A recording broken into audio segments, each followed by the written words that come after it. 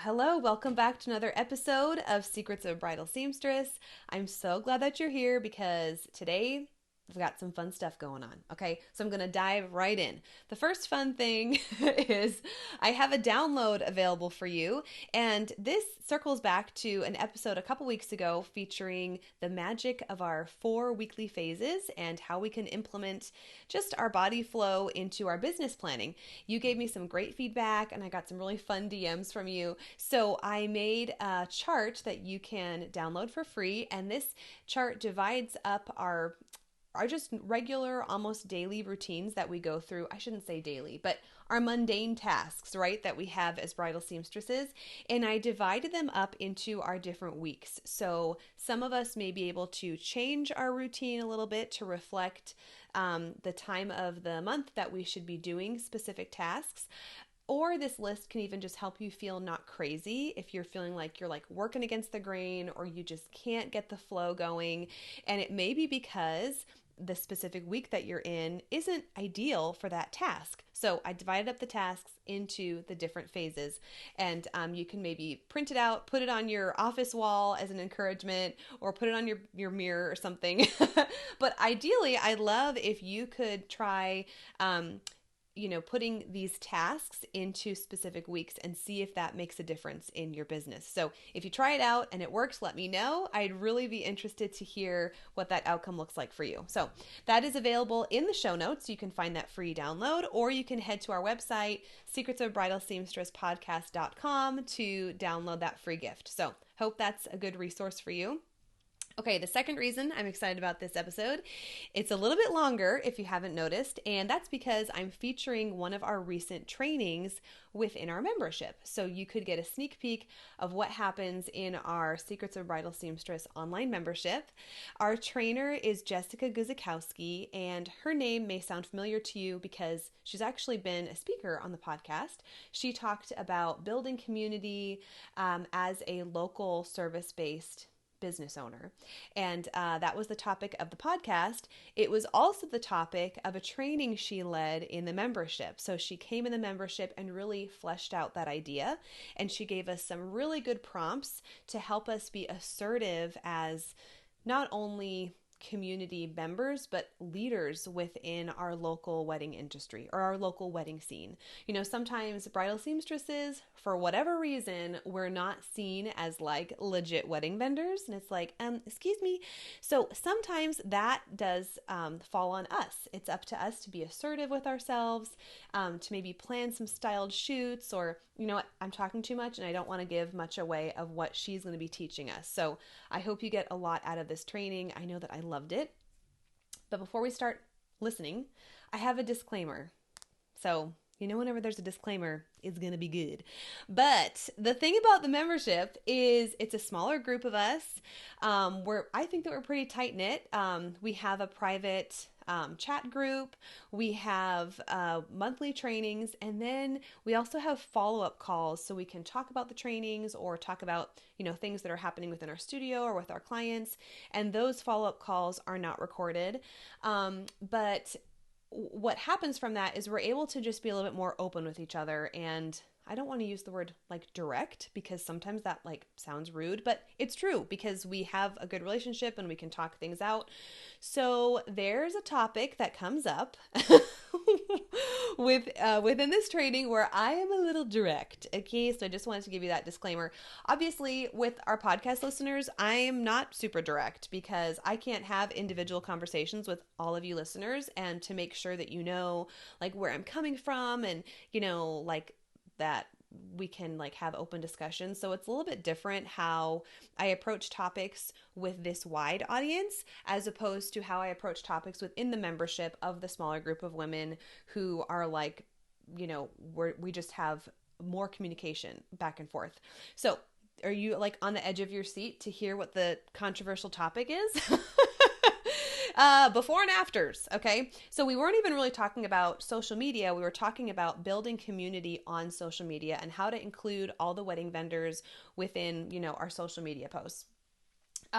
So one of our members had a really great question because her bridal shop, we like to tag the feeding bridal shops, but her particular shop said, don't tag us in before and afters, please, because we don't want to be seen as, giving brides the wrong size, or selling, the wrong size. And I feel like you and I totally have been in situations where we literally have thought, why did you sell this poor woman this dress? But anyway, that's another topic for another day. That's another soapbox for another day. But her question, I interjected with my opinion about before and afters. And so it led to further conversation within the membership, but gotta just get it out here. I am not really a fan of before and afters for myself. And I have two reasons for that. Because I know, some of you are all about before and afters and you're like, how could you say that? So here's why. Number one, my ICA is not a bride who wants a reconstructed wedding gown. Okay, so before and afters do not reach my ICA. And your ICA is your ideal client avatar. So that is specifically who you want to be working with, what kind of dresses you want to be working with. And knowing your ICA gives you a very crystal clear vision of who you're speaking to on your website, on every social media post. And if you don't have clarity on who your ICA is, you're basically posting to the universe, and it's whoever wants to come work with me, work with me. Your marketing is so powerful, probably more powerful than you ever realized. So every picture that you post, every word that you include in your text under your post, your website text, what you include about you on your website, the photos that you use on your website, what information you disclose and you don't disclose on your website, those all attract a specific client. It's really cool. Once you know what you're doing, it's kind of like magic, and it can cipher out some clients that you wouldn't ideally want to work with. So for me, my ICA does not include reconstructed wedding gowns. I'll do 2 a year. This year I had a gal who's, wearing her mom's wedding gown, so I got to do that. And then I recently had a transformation gown, and it's kind of on a case-by-case basis. So I don't promote that, and there's no reason for me to post before and afters because I'm not reaching my client. I'm basically, if I'm posting before and afters, I feel like it's reaching my peers, not you, not my clients. Does that make sense? So if you're oh my gosh, but I love reconstructed gowns, I love posting before and afters. Okay, so that leads to my second point. If you know that your ICA is drastic makeover gowns and that's who you want to attract, there's a way to do that, and there's a way that I feel personally shouldn't be done. And what I see frequently, whether on websites or social media posts, are these pretty unflattering before pictures of brides. And, I mentioned this in the training, our brides are in their most vulnerable moment when they come to us and the dress doesn't fit. This poor girl has 7 inches to get the dress to zip, or she has side boob problems or whatever. So many times I've seen before and afters that just showcase a bride in her worst state. And yes, okay, the after is amazing and she looks so good and she's so confident and the corset is, chef's kiss or whatever. The work is impeccable and the gussets look like you can't even see them. But we really need to be considerate of how we're portraying our bride in the before picture. And so from most of kind of what I've seen, I'm I don't know, that just doesn't really fit my brand, and I don't like posting before and afters. And I know, oh, please don't come after me for this, because I know some people do this so well. So if this is your business strategy, I get it. No shade on that, but I do think there is a way to professionally and respectfully post our before and afters in a way that works for our business and also works well for our brides. And Jessica addresses some of these topics surrounding before and afters, having your clients consent. Sometimes I look at these pictures and I'm I feel if the bride knew that their picture would be taken, that they'd wear different underwear or something. You know what I mean? It's did they know that they're going to be part of your free marketing, or that consent piece is really big. So there are just other considerations that should go, into taking these before and after pictures if that's really your jam. You know what I'm saying? I don't feel like a face should be included in the before pictures or even the after, because then we'll know what she looks like when she's undressed or when, those unseemly parts are not fitting in the dress. You know what I'm saying? It's kind of like just kind of got to take a step back, because this is, I think, traditionally something that's been done within our industry. Like, oh, this is what I do, so I'm going to share before and after pictures. And we don't really think about, like, what is the professional way to do this, There are a couple accounts. I'm going to use Instagram accounts. I know there are websites that do this really well too, but just to make it easier for you, I have a couple accounts to share with you so you can just like look them up right away and get some good examples of people who professionally share before and afters. So the first one is the Gilded Thimble. I love the way that they share their before and afters, because both photos respectfully portray the bride. So it's actually really cute. They have beautiful lighting. It's not like, okay, this dark photo of like, an open back of a dress that doesn't close. It's like, it's a flattering lighting situation, and it's also a flattering pose on the bride. And the bride's face is not shown in either photo. I feel like this actually could be like a whole new episode. So we could come back to this, but I just want to go through this really quickly before you get into the training. So the Gilded Thimble, I think a lot of their posts actually are the before and after shots, but you can check that out because both are so respectful and really just uplift the woman in both before and after pictures. You know what I'm saying? It also uplifts the artist who does the work. So both parties are, I think, being honored really well. Another fun way to do this is to follow Hemming and Fitz, or is it Hemmings and Fitz? I think it's Hemming. I'm going to have both of their Instagram handles in our notes, so you can just click on them and check that out. But Hemming and Fitz, they are the gals who do those really fun reels, like the fast forward reels, or I don't know if that's the right term, but the bride's face is not showing, and it's clever because they don't even post the professional after photos, so you don't know like what the bride looks like at the end. Like, you don't know who it is ever. But obviously they have great success because they have like a ton of followers, and they have a really simple recipe. They're just posting reels of themselves pinning the bride. Another reason why I really love this is the emphasis is on the seamstresses themselves and how they're pinning, what seams they're focusing on. So we're looking at their work in action as opposed to just the bride. Does that make sense? Like, it's not the bride's body as much as it is like, oh, the work that they're doing to get the bride to get the perfect fit. So those two accounts are really fun. And I think that and I know there's so many more out there that do before and afters in a really beautiful way. So I'm not in any way saying these are the only two out there who are doing it right, but I just love following these accounts for that reason. So there is a tasteful way to do before and afters, the correct way, if that is who you want to attract. But for me personally too, it's not my ICA, so my marketing does not include drastic before and afters because I don't really want to serve those brides. It's not that I don't really, I know that I don't want to. Okay, with that, let's dive into the training. Let me know if you have any questions about things that were addressed or about the membership, and take some notes. There's really good points to pay attention to. So I hope you enjoyed this episode. Thanks for tuning in. So I want to just establish a little bit of what you can expect to learn today.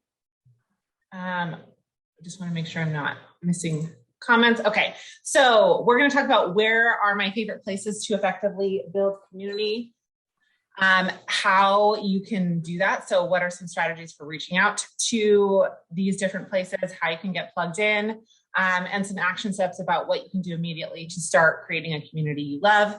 I'm big on workshop style, so if you have questions, please let me know as we're going through. I want to answer them for you. If I don't have an answer, I will get it for you and get back to you.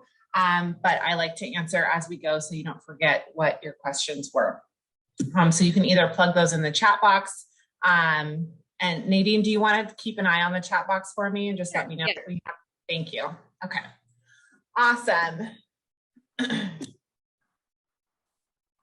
Okay, so obviously there are a ton of different places that you can build community as any kind of business owner, but these are 6 of the best places in my opinion. One is going to be bridal expos. We're going to get into these things in a little more detail. Bridal expos, social media obviously is something that we are all using in today's day and age to build our businesses. Volunteering, in-person networking, bridal boutique partnerships, and styled photo shoots. So these are the kind of 6 things that we're going to dive into. 3, we're going to kind of just skirt the top of them because each of them could be their own topic and we could talk about it for hours. And then the other 3, we're going to kind of get into in a little bit more detail. So the first one obviously is bridal expos. And I have chatted with Nadine a little bit about this because bridal expos can be tricky for a seamstress because they take a lot of time, effort, energy, money. And so you want to think about, is this really worth your time, effort, energy, and money? And do you think your ideal client is going to live at this bridal expo? So big events versus boutique style. I'm a bigger fan for your niche in particular to look at boutique style events, making sure that you know who the other vendors are going to be, what kind of target audience they're bringing in, and probably partnering with some other business that you maybe work with on the regular to do those together. Because if you're not doing expos a lot, you don't want to spend hundreds of dollars on, special shelving and signs and installments and all sorts of different things that you're never going to use again, or maybe use once a year. Whereas other people who are maybe members of the bridal community might do events every weekend. So just being conscious of that.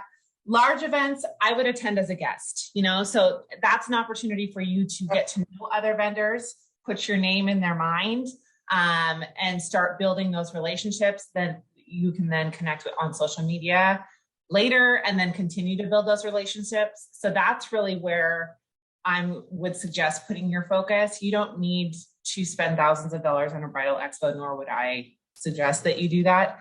And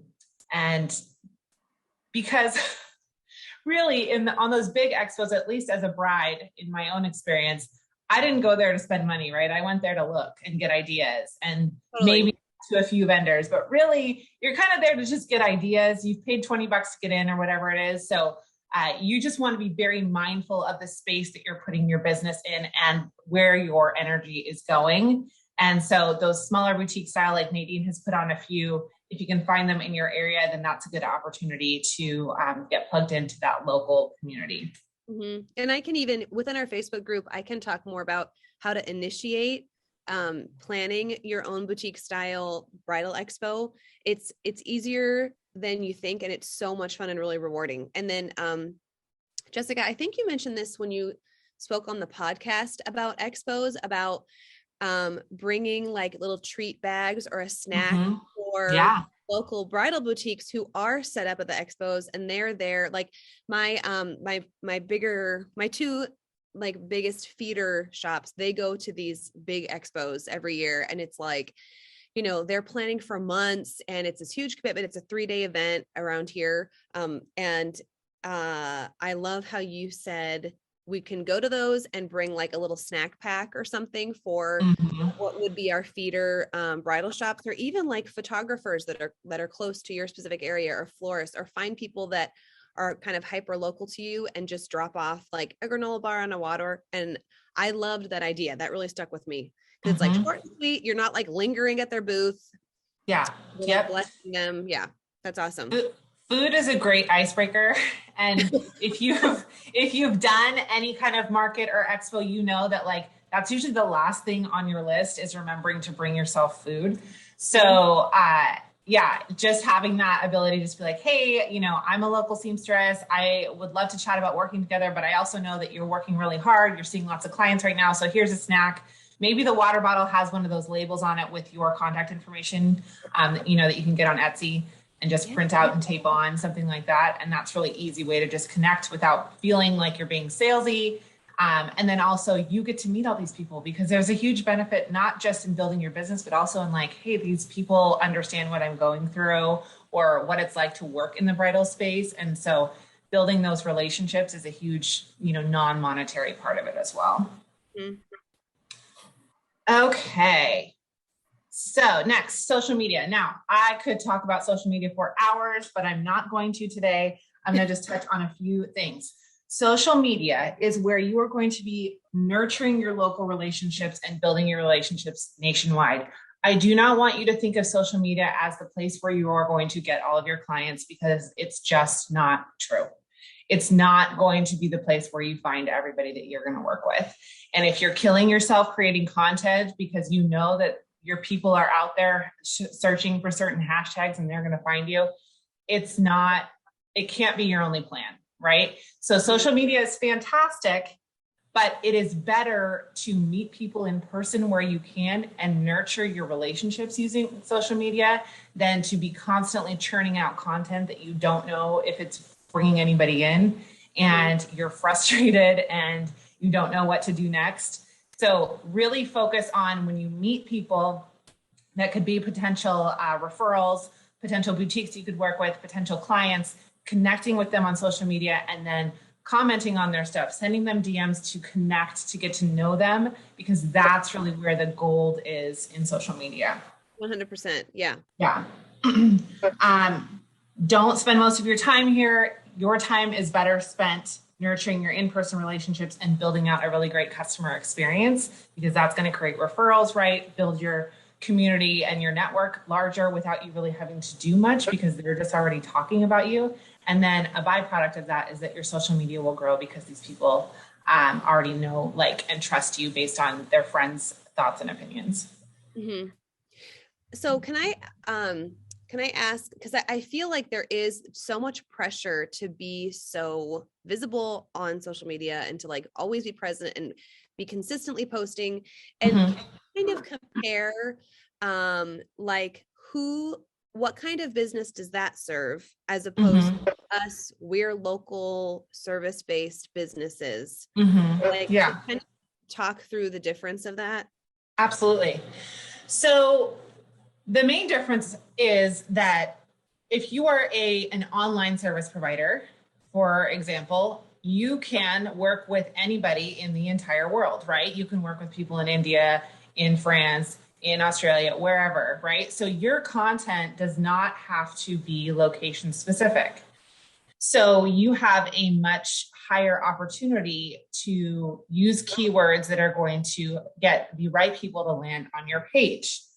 However, when you are an in-person service-based business, your keywords have to be so hyper-specific, and you have to know that your clients are looking for those specific keywords. Are they going on Instagram and typing in seamstress Olympia, Washington? Are they doing that? And if they are you using that in your content to draw those people in? Because if you are, and this is one of the biggest mistakes I see across the board with lots of service providers who do only in-person services, is creating content for their fellow service providers, right? Like, that's fun and it's fantastic if you want to do it, but it's not going to do anything for your business, right? Especially if you're creating content for people who are technically competitors in your space. Like, they're not going to refer people to you probably. Because they have their own audience that they likely want to hold on to unless they're in a different area from you. And so really what you're doing is telling yourself that you're working when really it's just kind of doing stuff for fun. And I'm a fan of fun. That's a little harsh. But I'm like, ooh, but yes, it's so true. It is a little harsh, but it's true because and that's part of the community part of it, right? Like, I want this community. So if I create all these reels that other service providers can relate to, then I'm going to build that community, which is great, but it's not going to build your business. So you have to really know that there's a separation there. And if your goal is to serve other service providers and eventually create a business doing that, then great, do it. But if that's not your goal, then you have to think about, how do my potential customers feel when they land on my page and see me making reels about other seamstresses, or about how being a seamstress makes me feel, or about frustrations with clients? Like, how does that make my client feel? So you really have to think about your messaging and what that is building for you or what it's not building for you. And yes, that is harsh, and it can be a hard conversation to have, because sometimes we create content for ourselves, but ultimately social media is for you to serve somebody else. So we really have to look at it through that lens. And yes, I know that's a little harsh. No, and Jessica and I are good friends. So I hope you guys know that I wasn't being serious when I said that, but I think it's so good because with what we do, we are we do everything in our business. So if it's not, I know I've talked about this before in our Facebook group, like if it's not making money, it's like, okay, what can we put to the side, because our time is our money and our energy is our money, you know? So, Mm-hmm. Yeah. but it's Yeah. like, doesn't need to be said. Absolutely. As long as we aren't, because I don't ever want to be someone who's like, oh, we don't have fun, we only work. If it's not making us money, we shouldn't do it. But we shouldn't lie to ourselves and tell ourselves that we're working when we're definitely not, right? When we're creating. And that's so easy to do. It's easy for me to just get on Instagram and be like, oh, well, I'm working because I'm researching reels. Like, no, I'm not. Like I'm wasting time is what I'm doing. So we all fall into that. So, like I said, social media is something we could dive into much deeper, but I just kind of wanted to skirt over the top of it because I know you guys have talked about it a lot. And we have to get you back to do just a specific training about that. That would be awesome. Anyway. Okay. Yeah, I would love to. Keep interrupting. Okay. So another thing is volunteer opportunities. So doing good in your community. Now, is this a direct moneymaker? No, but it is going to allow you the opportunity to connect with people that you would not have connected with before. And it allows you to kind of fill your cup in that way that only volunteering can do, right? And you never know who you're going to meet in these spaces, right? You just never know. I have 2 clients that I met who have worked with me on a long-term basis because we happened to volunteer at a a prom boutique together. And it was for girls who didn't have money to buy prom dresses. And so we volunteered as stylists, which is like so fun. If you ever get to do that, it's super fun. So we got to like help them pick out shoes and dresses and all the things. And then we, as stylists, got to be friends, and now they're clients of mine. So it was I kind of got a little bit of everything from that experience. And it's just fun to be able to reach out to your community and be more than just a service provider, also be somebody who's like really touching base with people who need it and providing the help where we can. So I did some research. Now because I'm not a seamstress, I have not worked with any of these organizations. So my disclaimer is please vet them before you work with them. But here are a few volunteer opportunities where you can volunteer as a seamstress, you can volunteer as a stylist, different things. And most of these have pop-up boutiques that are kind of all over the country. And so as the COVID restrictions are lifting, they're doing them again. Say a lot of them hadn't done them for a while. So it's a good opportunity to just get into your community, and you never know who you're going to meet or what relationship you're going to build there. Okay, so those are the 3 that we're going to kind of skirt over. Now we're going to go into a little more detail on the next 3. Okay, so boutique partnerships. Okay, sorry, we have a question from Kathy. When a bridal boutique refers someone to me, do I thank them? And if so, can I do it through social media? This is a great question. Yeah, so I would, especially if you receive photos back from a bride, I always tag the referring boutique. And I do more than tag. I'll say she got her dress from this store. Actually, I just did that yesterday. And instead of like just tagging the store, I made them part of the description of the gown. And that's such a great shout out, and you're advertising for them. It's a great thank you. I don't know if you'd want to do that on social media before the bride like leaves your studio. Like, I don't know if I would acknowledge the shop as I'm working on the dress, or like, thanks for sending this bride my way. But if you can get a hold of those photos from the bride, always include the referring shop to your post. Does that make sense? Yeah, absolutely. Okay. And I'm glad you brought that up, because part of what I was going to talk about today is sending out actual physical thank you cards. So that, you can do the social media part of it after you have photos, but before then you can always send out an actual physical thank you card. There's something about that is a little bit more of a visceral experience for people, and they remember you when you take the time to do that. And, really, thank you card should take you a few minutes. if you have them already ready to go, and you can get them printed, on Vistaprint or something with your logo on them. And then they're easy to do and send out.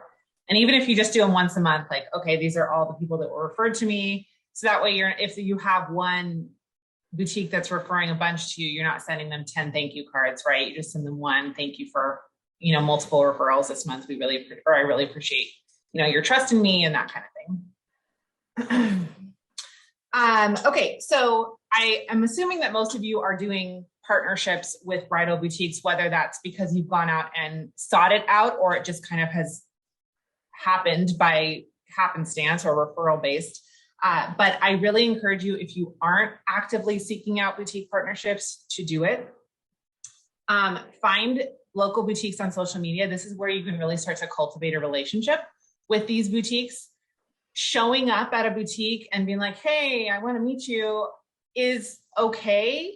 But usually, like you, they're busy, right? So, and there may not be the right person there for you to meet, and it just might not turn out how you hope it will. So if you start to cultivate that relationship on social media first, not trying to get sales, not asking them for referrals, but just sending messages, genuinely getting to know them, commenting on their imagery. And that really allows you to not only build that relationship, but find out, like, is this a boutique that I want an active partnership with? Because there might be some that you don't. There might be some that work with a different client than your ideal client is. There might be some that are in a different price point from where your target price point is. So it all depends on, what their business looks like and the people who are running it and the culture they've created. And you want to be mindful of that too. Right. We want that the same. Oh, go ahead. There's a shop in Seattle that I started following, and I love that you brought this up, because my goal was just to drive up there, meet them. But then I started seeing the photos that they were posting and basically what kind of dresses that they were selling. And I was like, I don't even want to work on these dresses. Like, I don't want to, and then that door just closed naturally. And I also wanted to remind you guys that Kirsten posted what she made on Canva. She made this great introduction to her business that she emailed to businesses. So that was kind of her second step. So it was like the social media, reaching out, and then she emailed them, which was a great idea. So I wanted to remind you guys that we have that in the Facebook group. Oh, so I'm sorry. Go ahead. No, I was just going to say that's really like pitching yourself. Like, if you're going to pitch yourself for any kind of PR, like a podcast or any kind of interview or feature, it's the same thing, right? You're pitching yourself to these boutiques because they have a lot of choices, right? There's a lot of options for people they could send their customers to. So you want to set yourself apart as the point of difference and really forge not just a business relationship, but a more personal connection where they feel like they know, like, and trust you, and they know that you're going to take care of their clients in the best way possible. Mm-hmm. Yeah. I actually just got back from meeting with one of the salons that I reached out to just right before I hopped on the call. Oh, and awesome. It was really great to actually go there and have a conversation with them so they can learn about me and I can learn about them and, the brides that they serve. So, in the end, I got on their list, so that was really good. That's great. Ooh, your momentum is awesome right now. That's very exciting. That's fantastic. Aga said, a salon that sends me brides does not want to be tagged in before and after pictures because girls don't necessarily understand the pins and it may be scary for them. Totally get that. Also, they don't want people to think that they sold an ill-fitting dress. It was tough since just tagging them in pictures of pretty dresses helps their business, but doesn't fully show my work. What's your perspective? I personally do not post any before and after pictures just because I feel like that's kind of like the most vulnerable part of the alterations experience. You know what I mean? And I know that it's so common to do that, like posting before and afters, their faces aren't included in the photos, obviously, but I may sometimes do that in my stories if I'm working on something specific. And even then I'll have it on my dress form because I totally get for those reasons, like it can kind of make the women feel a little awkward. And then also the dress shop, it's like, okay, well, they knew they were buying this dress off the rack. We didn't, scam them into buying a small dress or whatever the issue is, So I only post the professional photos that I receive from brides, because that is them at their best. They feel most confident. They're going to be sharing those photos with all their friends. And that's what resonates with the other brides, is they see their friend in that moment of like bliss. They look great. They look confident. And that's who they want to work with, is somebody who makes them feel that way, you know? And I think the before and afters are sometimes, and honestly, brides don't necessarily need to know what we do. I feel like, you know, like they don't need to know the details of it. I think sometimes that's what other seamstresses like to see, because that's our mindset. Like we love to see the work behind it and, oh, what did you do? How did you fix that? And when I'm in my seamstress mindset, I'm like, I love looking at the before and afters because they're amazing. But from a bride's perspective, what is she looking for? Probably not knowing how much boning we put in a dress, but wow, her figure looks incredible as the end result. You know what I'm saying? Yep, absolutely. Bustles, sorry, yeah, go ahead. bustles are a good middle ground. Leslie says before and after, bustles are a good middle ground. Yeah. Oh yeah, for sure. Like if you have Instagram loves for you to have like multiple pictures, so you can have like the end result, the beautiful professional photo, and then you can swipe to see the bustle creation or whatever. Stephanie's saying, I definitely didn't think of that. I tend to think people like to see what you can do in the final results, a way for you to have them more trust in your skills. Yeah. I mean, I've never posted before and after, and I haven't seen that like affect my my stream of, you know, income or my stream of clients that are coming through. So it could just be your preference too of what you want to showcase. Well, and it's how you want your client to feel when they come to your social media. What problem are you really solving for them? How are you making their bridal experience better? And I think when we're thinking about what kind of content we should put out there, the experience is more important. I work with a lot of hairdressers, and one thing that became a trend in the last year or two is to post their formulas. And I tell my clients, like, that's great if you're marketing to other hairdressers, but your clients don't care what formula it is unless they're going to like go to Sally's and try to make it their own, which you don't want them to do. So it's the same kind of concept, right? You don't want to be, oh, here's how you DIY your dress, right? That's not what you're trying to do. So you don't have to pull the curtain completely back, right? There's a little bit of mystery there that's okay. And so, yeah, and before and afters are tricky because you have to ask permission from your client. And then does that lower their experience a little bit because you're asking to use them as marketing? Maybe. It depends on the person and how they feel about it. So if you're going to do before and afters and you really want that as part of your marketing, I would try to save that for people that you know really well, who are friends, who are maybe other seamstresses, and you guys like work with each other and help each other do that kind of thing. Because really your audience doesn't know if this was an actual bride of yours or not. So you can do things like that, or before and afters for if you create accessories, like if you make veils, you can incorporate that as a before and after, you know, the difference that a veil makes on a bridal look, or, you know, stuff like that. It's a little bit smaller and isn't as overwhelming and as vulnerable potentially for your clients. Okay, so finding those boutiques on social media, starting to build those relationships. I love the idea of a reach out. Cold reach outs, I don't recommend just because they usually go right into spam. The way that I think about it is, would you want to get this email or this message? And if you wouldn't want to get it and you wouldn't respond to it in a positive way, then don't send it out, right? So building that relationship, then sending that email.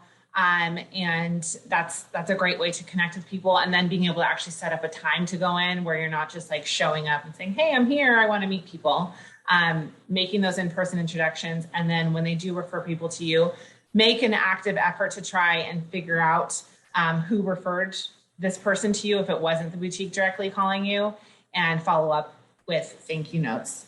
The other thing too, that is a great thing that you can do when you are building that relationship on social media is to establish if they even take outside seamstresses, right? Because there are some boutiques who have in-house seamstresses and they don't work with anybody outside of their organization. And so if you then go and pitch yourself, that clearly tells them like, you didn't pay any attention to our business, you didn't do your research. And so that's a really important piece of that puzzle as well.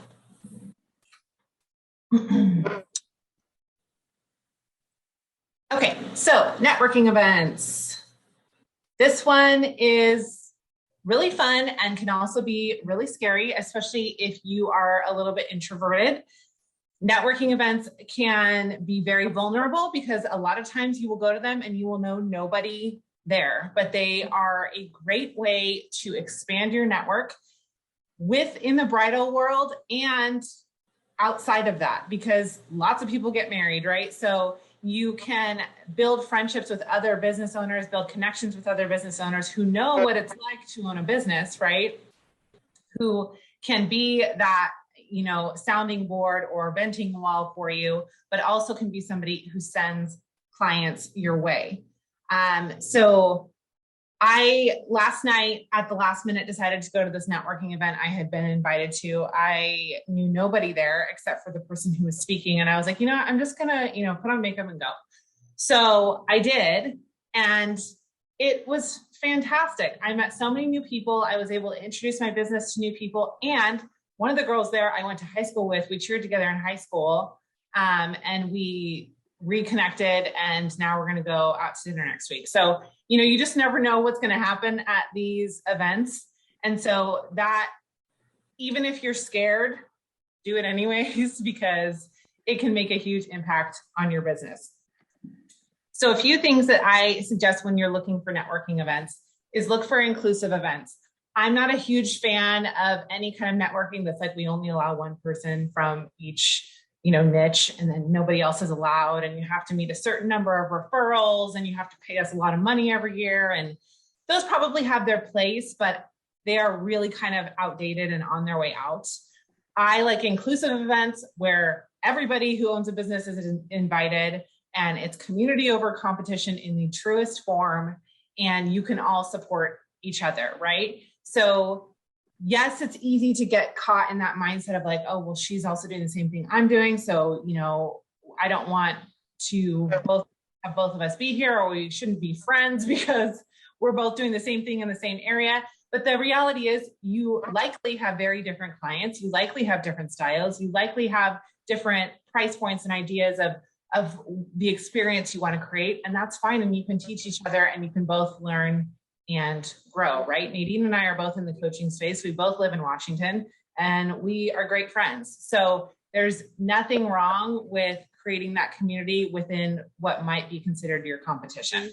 And I think too, like I know, like with my own experience, I've never seen another seamstress at an event, because I feel like there's this voice in the back of most seamstresses' heads, like, oh, I don't belong here because I don't own that kind of business. Like, I don't sell stuff. I don't have a retail space, or whatever is coming up in your head. Like, so I think if you were to find some kind of networking group, I know, like, I don't know, I'd be like 99% put money on this, that you would be the only bridal seamstress.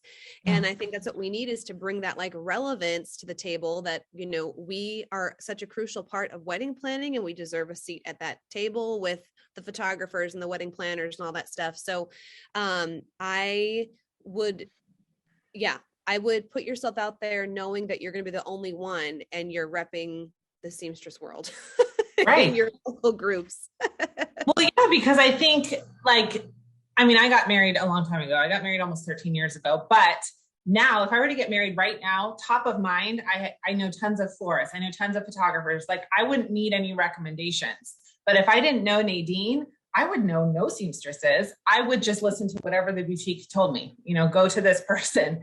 And that's what I would do. But every other vendor for a wedding, I know dozens of them. Mm-hmm.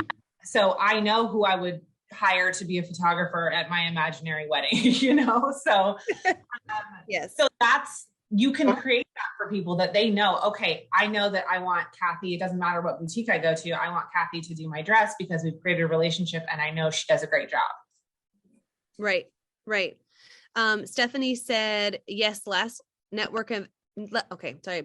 Last networking event I went to, one of the sponsors was a bridal shop, and I was able to make the connection with them that when they needed a new seamstress, I was one of the first people they reached out to. That is awesome, because how many other seamstresses probably went to this networking event? That's so great. Yeah, absolutely.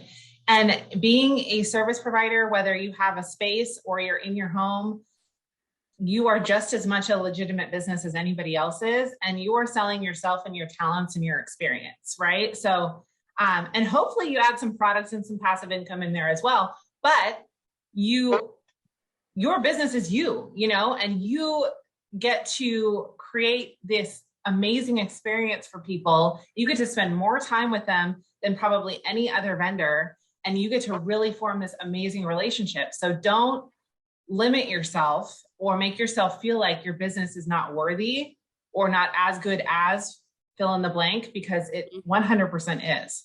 Mm-hmm. Okay. So go to as many as you can. Now, don't go to a meeting every single night, but if you can get to 1 or 2 a month, do it. You don't know who you're going to meet. You don't know what you're going to learn. You don't know what you're going to get out of it. And the worst thing that's going to happen is you're going to go and you're going to say, oh, this one wasn't for me, and I'm not going to come back. And that's fine. That's totally fine.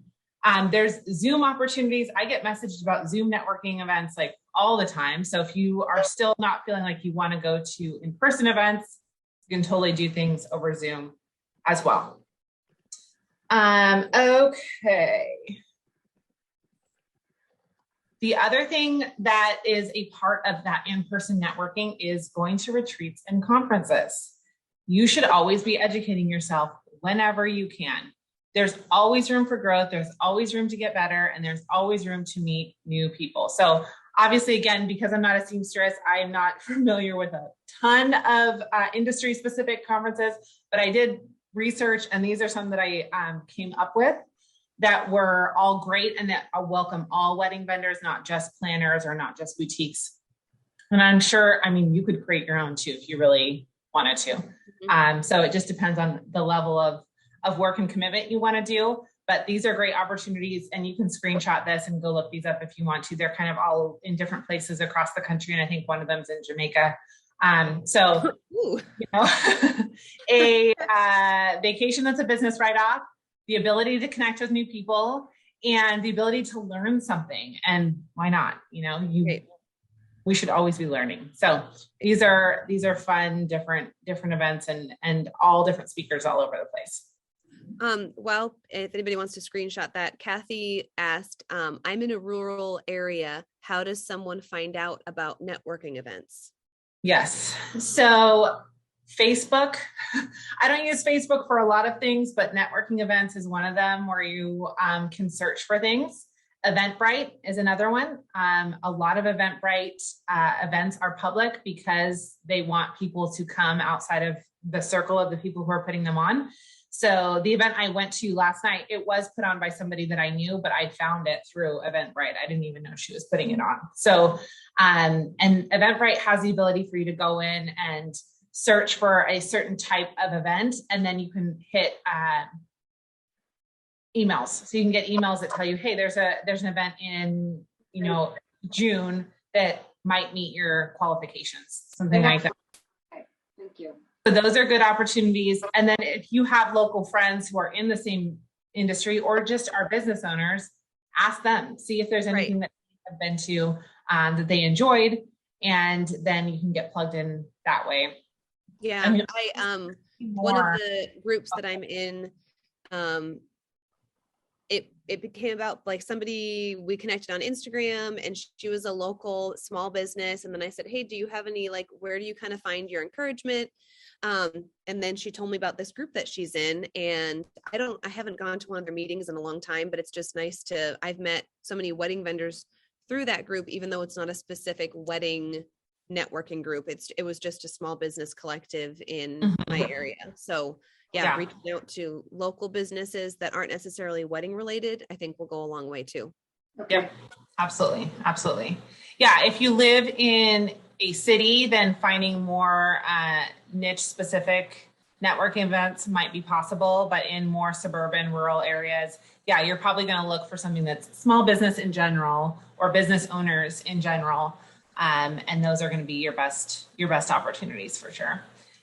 Or create your own, you know, if you can't find it, you could build it. If that's something that's on your heart and important to you, and you want to create that kind of community, you know, that's something you can do as well. A little more work, a little more investment, but it's there for you. Okay. Okay. The next thing is styled shoots. Has anybody participated in a styled shoot? No. Oh, you have, Nadine? And this was 2020. So I had a bunch of brides who that it was right after the announcement was made that, like, you know, you could only have like 10 people at your wedding. So it was really, really emotional for a lot of my brides. And so I contacted a local photographer and a florist, and they were just people that I kind of had met in passing.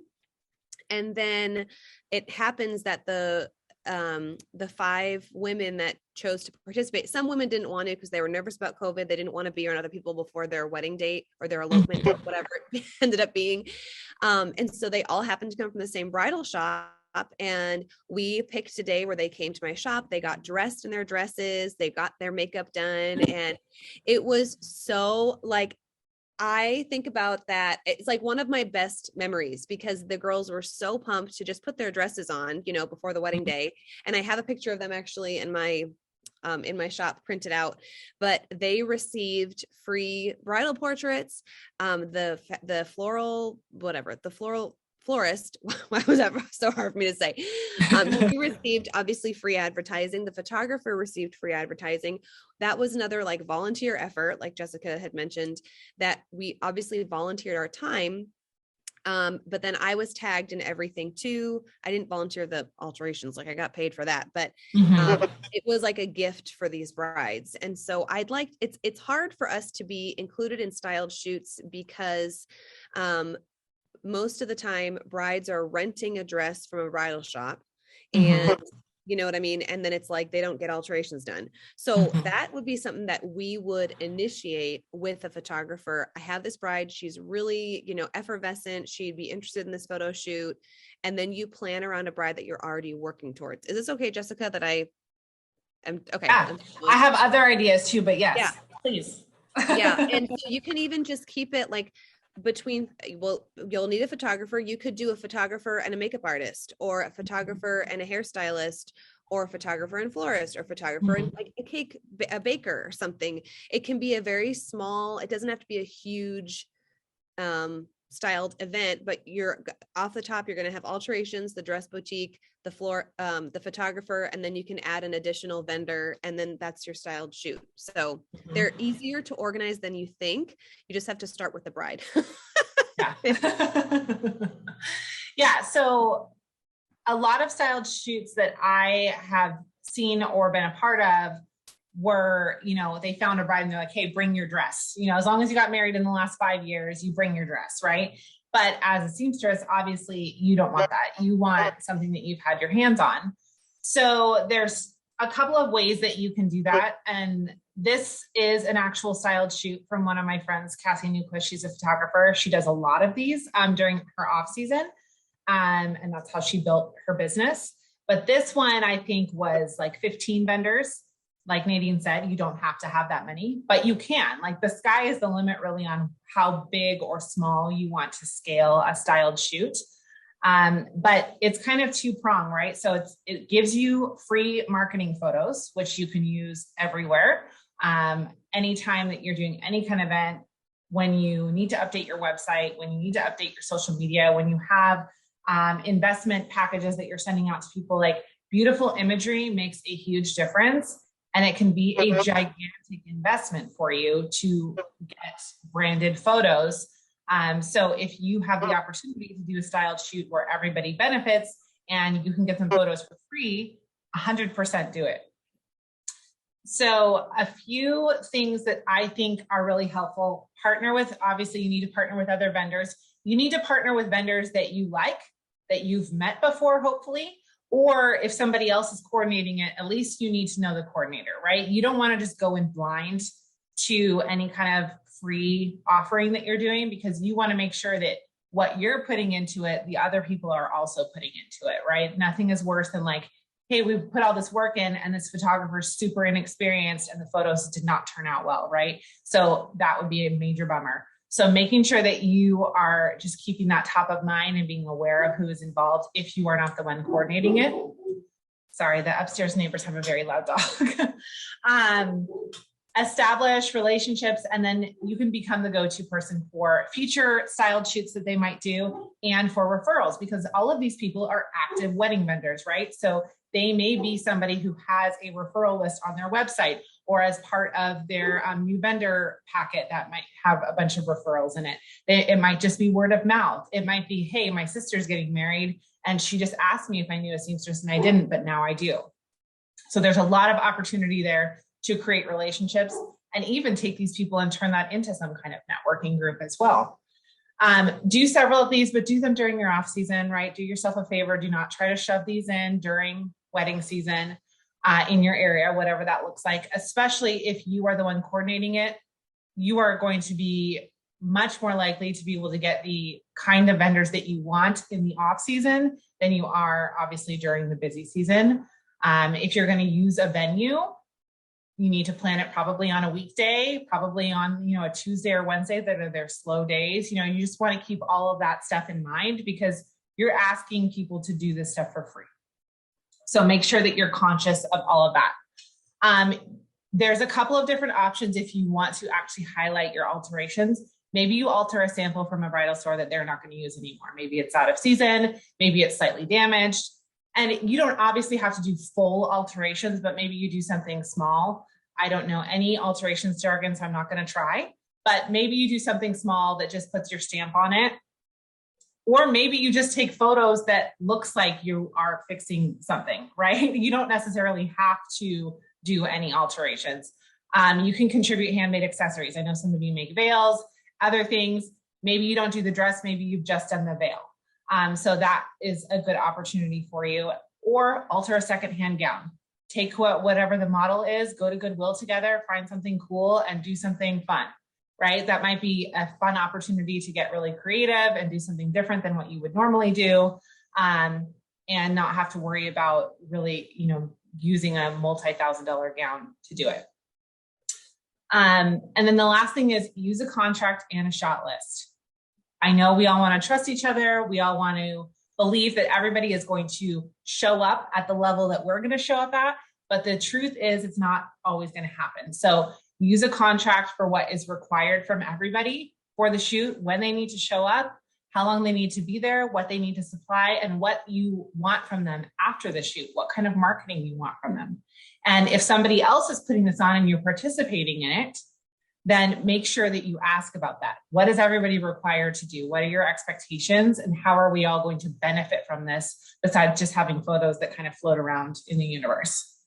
And then a shot list too. So if you're going to participate in something, yes, I will absolutely do it. I need these 5 photos for my business, and then I will do it. So what are some images that you know that you need? Maybe it's stuff that you need to put on your website. Maybe it's something you need for an upcoming like pamphlet or something that you're making for people. So making sure that you keep that top of mind, because yes, it's a fun creative outlet, but it also should benefit your business. So just keep that stuff in mind as you're planning or you are joining in on a shoot. Now, places where you can find these shoots. In my area where I live, people post about these things in community Facebook groups all the time. Hey, we're looking for this vendor. We're looking for that vendor. We're looking to set up a styled shoot for this. So pay attention to that. And if you want to build a styled shoot and you don't know a ton of vendors in your area, then that's your best friend. Go and look for people and then, obviously vet them. Don't say yes before you see their work and see, if it meets the standards that you have set for the event. But that's a great opportunity to connect with people and to find people who can participate. And we're more connected than ever. So you have more opportunity to do these kinds of things than you ever did before. Any questions about that? Okay. All right. So those are the main ways that you can kind of go right now and start building community and start improving your visibility. I did create some templates for you, and I'll share the URLs with Nadine so she can post them for you.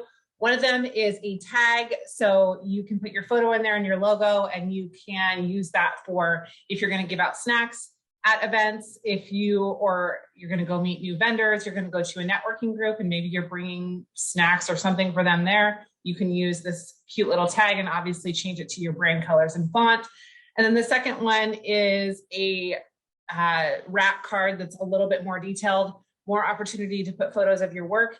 And that's great for bringing to networking events, but also if you're going to meet with a boutique or you're going to meet with people to talk about a styled shoot, this is just an opportunity for them to get to know you a little bit more, see that your work is legitimate, and that they can connect with you in all these different ways. So all these templates are super easy to use in Canva, and then you can just change the colors and the font, input your photos, and you'll be good to go.